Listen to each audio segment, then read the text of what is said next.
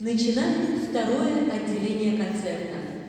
На сцене Центральный концертный образцовый оркестр военно-морского флота имени Римского-Корсакова, начальник оркестра капитан второго ранга Валентин Лященко, студия «Юные Александровцы» академического ансамбля песни и пляски Российской армии имени Александрова, художественный руководитель, заслуженный работник культуры России Александр Килев, хормейстер Оксана Шорохова и сводный хор Московского военно-музыкального училища имени генерала-лейтенанта Валерия Михайловича Халилова, начальник училища, заслуженный артист России, полковник Александр Герасимов, дирижер-хормейстер Екатерина Радостева.